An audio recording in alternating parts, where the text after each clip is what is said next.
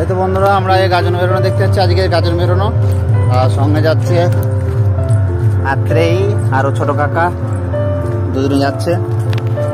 আজকের গাজনটা আজকে হচ্ছে গামের গাছ কাটার দিন, তাই দেখতে যাচ্ছি যে গামের গাছ কাটার সময় যে বেরোবার গাজনটা সেটা দেখবো আর আপনাদেরকেও দেখাবো। চলুন তাহলে প্রথমে মন্দিরের সামনে যাই, তারপর দেখাচ্ছি আপনাদেরকে। আর একটা জিনিস দেখে রাখি, এটা আমাদের এখানকার পাত্রসার দক্ষিণ পাড়ার প্রাথমিক বিদ্যালয়।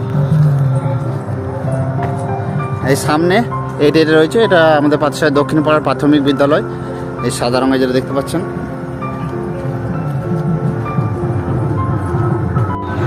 আর এইটা হলো মা দুর্গার একটি মন্দির, যেটা বাবা কালিঞ্জরের মন্দিরের কাছেই। কালকে গামের গাছ কেটে আসার পর এখানে বাবার বিয়ের যে আয়োজন হয় সেটা এখানে হবে, সেটাও দেখাবো আপনাদেরকে। চলুন তাহলে প্রথমে মন্দিরের কাছে যাই। এই তো বন্ধুরা, আমরা এখন বাবা কালিঞ্জরের মন্দিরের সামনে পৌঁছে গেছি। আর দেখতেই পাচ্ছেন বাবা কালিঞ্জরের চৌদল বেরোনোর প্রস্তুতি চলছে, কারণ আজ গামের গাছ কাটার দিন, তাই একটু তাড়াতাড়ি চৌদল বের হবে। কারণ আজ অনেক জায়গায় বাবা বিরাজমান হবেন, তাই সর্বপ্রথম বসবে আজ কুঁড়ের পাড়ে, তারপর বসবে পাত্রসাহের দক্ষিণ পাড়ার মেটে পাড়ার পূর্ব দিকে। তারপর বাবা কালিঞ্জরের নিজ নিজ স্থানে বসার পর শেষে রওনা দেবেন গাঁ বেড়ার উদ্দেশ্যে, কারণ গাঁ বেড়াতেই হবে গামের গাছ কাটা।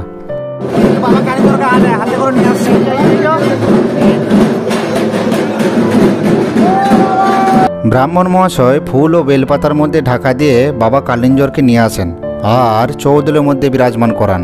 তারপর চৌদল কাঁধে নিয়ে নগর পরিক্রমার উদ্দেশ্যে রওনা দেয়।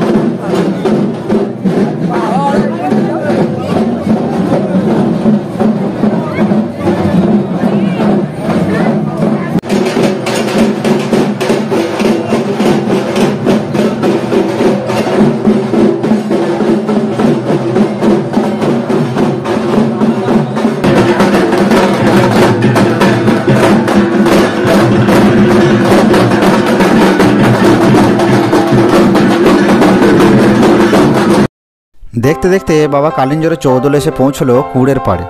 এখানে এখন কিছু সময়ের জন্য বাবা কালিঞ্জরের চৌদল বিরাজমান হবেন। পুজো শেষ হওয়ার পর আবার বাবা কালিঞ্জরের চৌদলটিকে কাঁধে নিয়ে তার নতুন গন্তব্যস্থলের দিকে রওনা দেবে।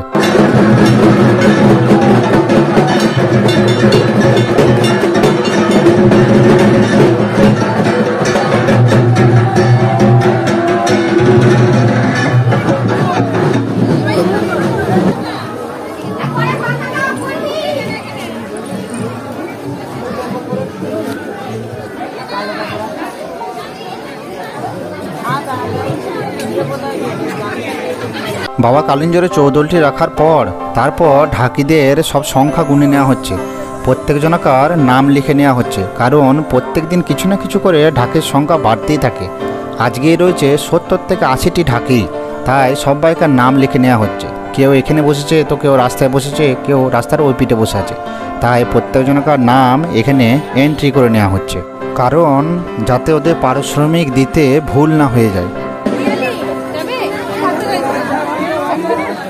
নমস্কার। বাবা কালিঞ্জরের পুজো এখানে সুসম্পন্ন হয়েছে। এরপর আবার বাবা কালিঞ্জরের চৌদলকে কাঁধে তুলে নেওয়া হচ্ছে।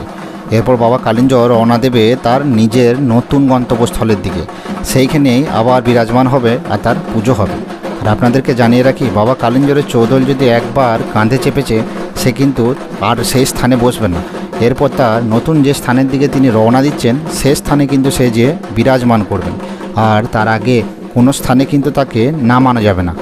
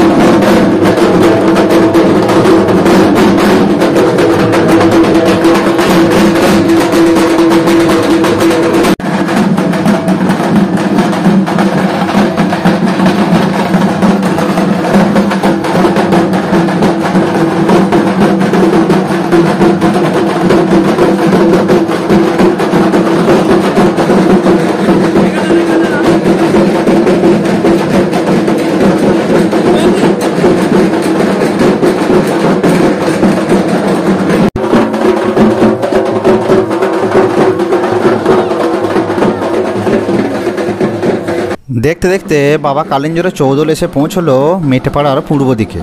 এখানে বাবা এখন কিছুক্ষণের জন্য বিরাজমান হবেন, আর এখানেই বাবা কালিঞ্জরের পুজো হবে। পুজো হবার পর তারপর এখান থেকে বাবা কালিঞ্জর রওনা দেবেন তার আবার নতুন গন্তব্যস্থলের দিকে।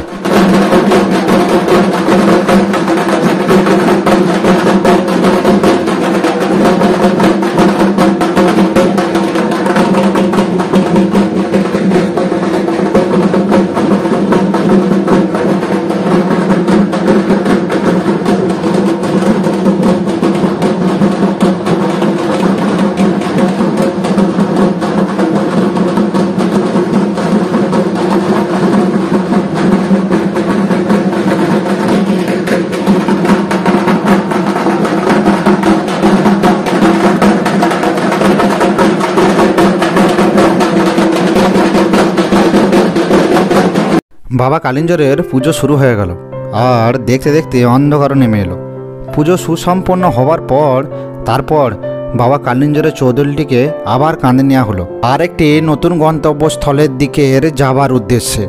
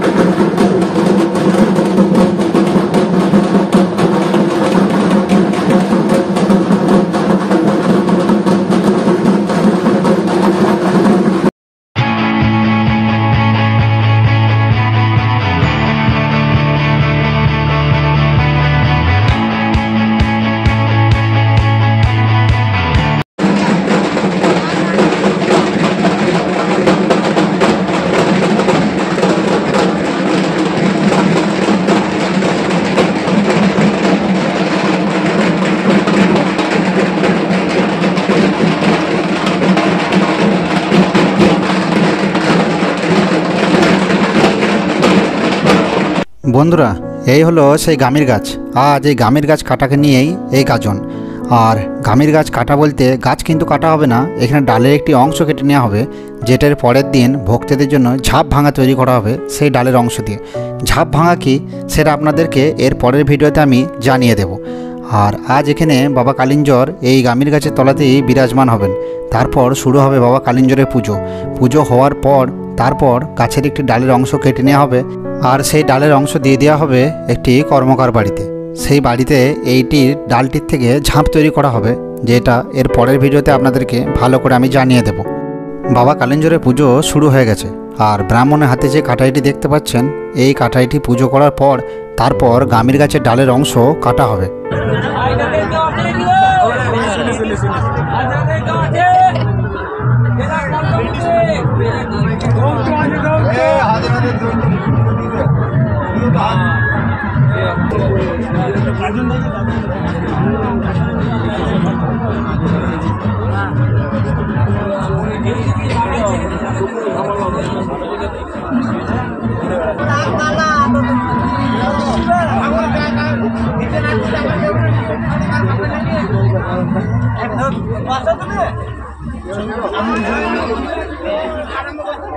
বাবা কালিঞ্জরের পুজো হয়ে যাওয়ার পর তারপরে গামির গাছটিকে গঙ্গা জল দিয়ে সর্বপ্রথম শুদ্ধ করে নেওয়া হচ্ছে।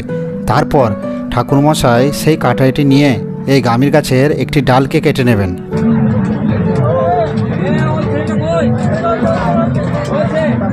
গামির গাছের ডালটি কাটার জন্য একটি ভক্তকে ঠিক করা হয়েছিল, কিন্তু অনেক ডাকা হাঁকার পরও তার কোনো হদিশ পাওয়া যাচ্ছিল না সেই স্থানেতে। তাই ব্রাহ্মণ ঠাকুর নিজেই ঠিক করলেন, নিজেই সেই গামির গাছের ডালটি কাটবেন।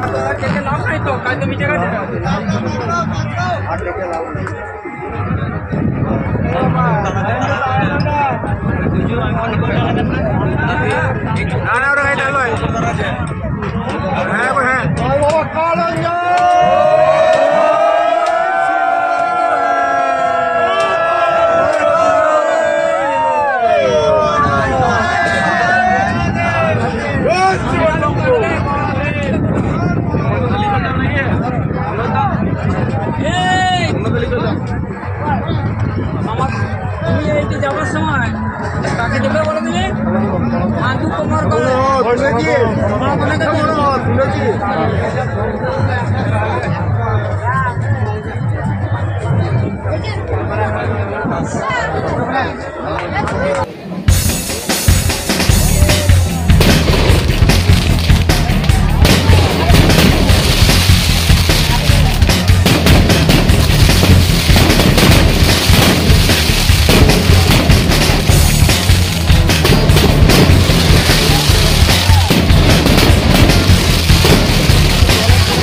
বন্ধুরা, ভিডিওটা আমি এখানেই শেষ করছি। আর ভিডিও কেমন লাগলো অবশ্যই কিন্তু কমেন্টে লিখে জানাতে ভুলবেন না। গামির গাছের ডালটি কাটার পর এই ডালটা দিয়ে আর কি কি হবে এর পরের এপিসোডে আপনাদেরকে দেখাবো। তাই জন্য বলছি অবশ্যই কিন্তু চ্যানেলটি সাবস্ক্রাইব করে রাখবেন, যাতে এর পরের ভিডিওটা আপনাদের মিস না হয়ে যায়। আর যারা যারা প্রথম থেকে সাবস্ক্রাইব করে আছেন তাদেরকে অসংখ্য ধন্যবাদ জানাই। আর কেমন লাগলো ভিডিওটা অবশ্যই কিন্তু কমেন্টে লিখে জানাবেন।